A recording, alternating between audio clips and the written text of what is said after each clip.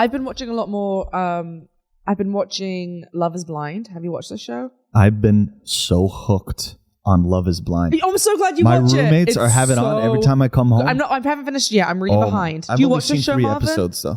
It's honestly, I don't really like reality shows. Me neither. This one is addictive. It's so interesting. You know how it works, Marvin? So for the audience, basically, it's like you have like a tic-tac-toe board, right? And everyone's in their own module. Yeah. And they can't see, and you can't see you. Yeah. So it's them just like talking into a microphone. So it starts, I think it's like 12 guys, 12 girls, right? And was it that many? Yeah. I must have started later in the season. It starts with a lot, and they speed date originally. So the girls are on one side without seeing each other. The studio, yeah, right. And the boys are like another side, and they enter these pods, and in these pods they can talk, but they can't see each other. Yeah. So it was only communication based, and then I think they do like a speed dating. They do like 20 minutes, and then people start finding people they want to talk to more. Like, I'm sure they talk to the producers and say like, I want to talk to this person more. And then they date through these pods for like up to 10 days. And in the end, like a bunch of them get engaged. They propose to these people without ever seeing their face. They propose when they're in the room. In the rooms, in and the then pods. They meet each other. And then if they get engaged, if like they agree to a proposal, then they get to meet each other face to face. But here's the catch. They don't get married right away, right? They say, will you be my wife? And they say yes. And then the show's like, yeah, and then they move in and spend like 2 weeks together. So first they go for a vacation together. They get they tie them to up. go to Mexico for like 5 days. Yeah. And then they move into an apartment together and have to like resume their regular life and meet the family, go back to work. And they have like 2 weeks of doing that. And then in the end, they get married if they want to. Like they're not forced to. It's so fascinating to see the narcissists in these situations. Well, it's interesting too because you're watching it, and obviously you're watching it from an outside perspective, but you can see like where people's weaknesses are in relationships.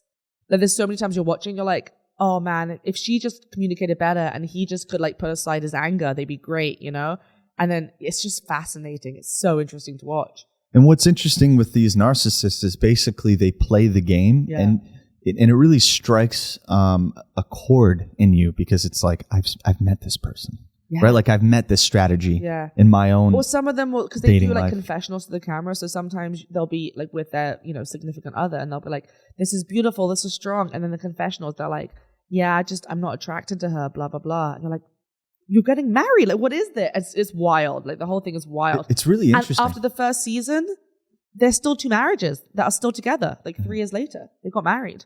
Oh, good. Yeah. So wait, can you ruin it for me right now? Wait, are you season 1 or season 2? I don't even know. I'm the one with the most beautiful couple ever. Was it was I think his name is Isaiah, and he requested, he said he wanted to marry somebody, and she said no, and so instead he found his second choice, and then when they saw each other, it was like are you talking about Jarrett and Ayana? I don't really know their names. How do I say this without...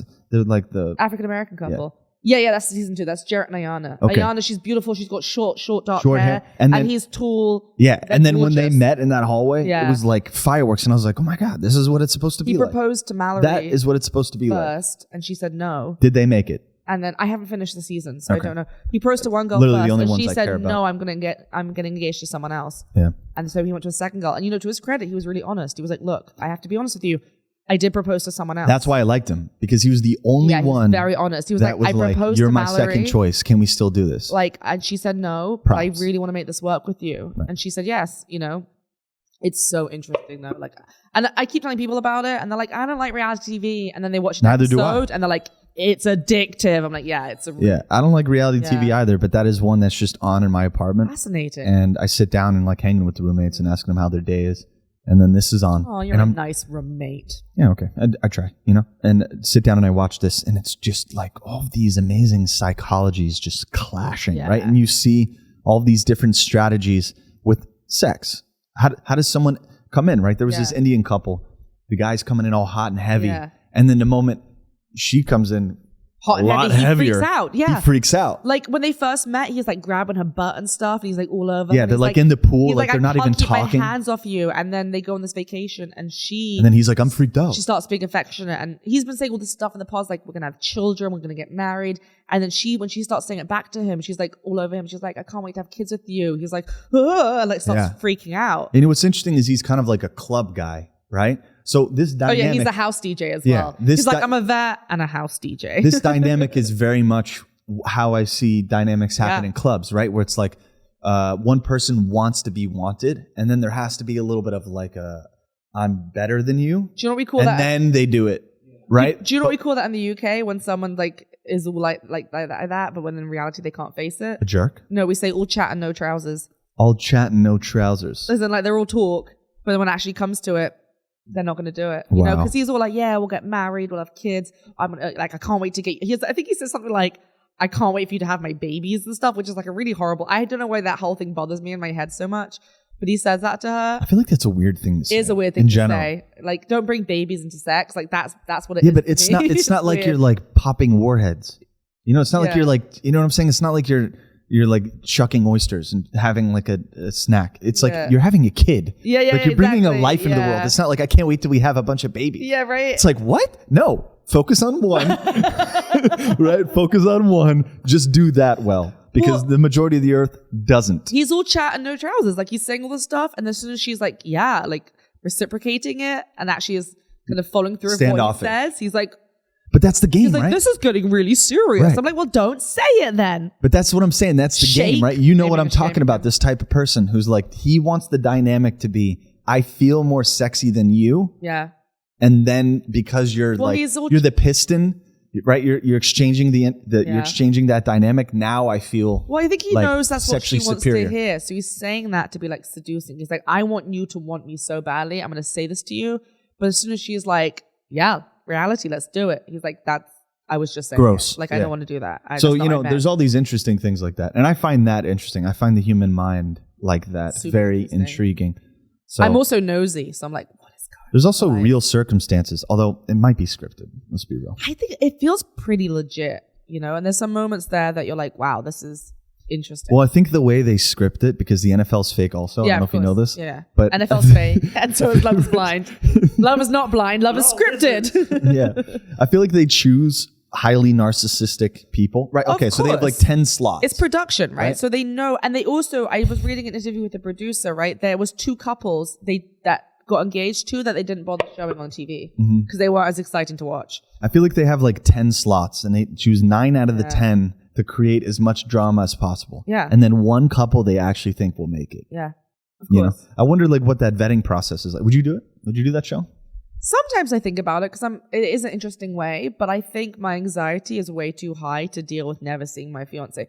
Because look, you know, they say love is blind, but it's really not. Like there are multiple things that make you attracted to someone. Right. And it doesn't mean they have to have a 6-pack and be beautiful and like perfect.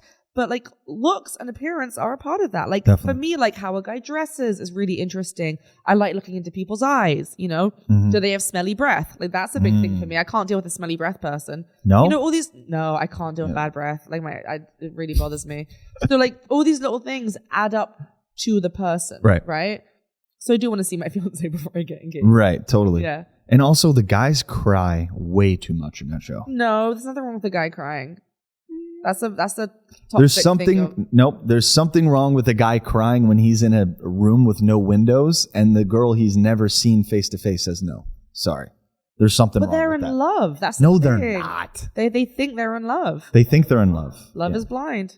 Yeah. I just also it's a little bit of a red flag, right? There's so many things about getting married to someone that you should know beforehand. I think like just even dumb things like does your alarm go off 5 times in the morning? Or are you the kind of person who wakes up to one alarm? You know, do you like how clean do you keep your apartment? Are you even willing to fight for this? Are you willing to fight for this relationship? Because that's kind of the big thing, right? Like they get into the relationship. Do you bite your toenails? Like all these weird shit that people have. Can you do that? Some people do that. People bite their toenails. Yeah. What the fuck is wrong with you? What is wrong with you? That's what I mean. You have to know this stuff before you get married.